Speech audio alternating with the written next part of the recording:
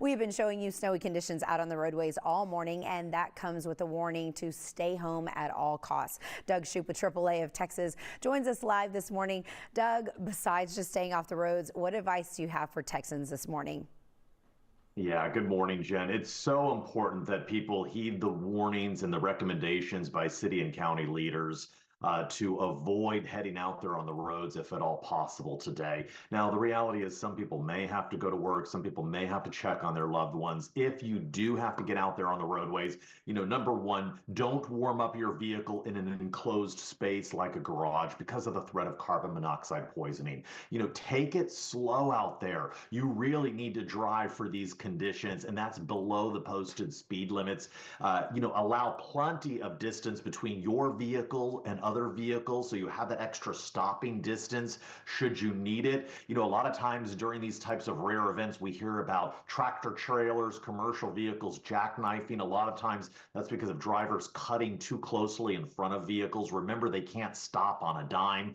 So you really need to give all vehicles space, go very, very slow, and take it easy out there. And one more thing, this is going to be an exciting event for a lot of kids here in Southeast Texas. Drivers need to be mindful that kids will be out there in the neighborhoods, likely playing in the snow. Go very slow and watch out for those young ones, because we want this to be an enjoyable experience for them, and certainly not a tragedy that could be avoided if we're just all very careful and watching out for each other. Such good advice, Doug. What is the biggest concern for someone who is going to be out on the roads, let's say within the next couple of hours? Should they let their guard up? They should definitely, not let their guard down, because here's the thing is these roads are going to be very, very slick. So you need to know what are the areas that are most likely to be the slickest to freeze over. That's bridges, overpasses, and shaded areas as well. And remember, if it gets sunny later on today, that stuff could melt, but then overnight again tonight, it will freeze again in those shaded areas, bridges, and overpasses potentially. So you have to be very cautious when driving in those areas. Exactly. So drivers trying to look for that black ice before they hit it, how can they even spot such a thing?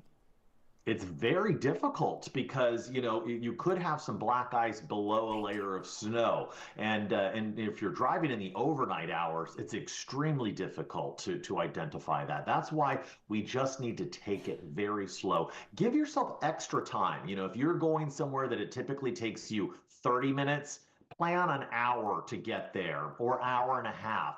Give yourself that extra time so you don't feel that need to be in a rush. And then just watch out for other drivers out there as well, because, with the slick conditions, it's so easily to get into a skidding situation. And if you do start to skid, this is what a lot of people wonder, what happens if I start to skid?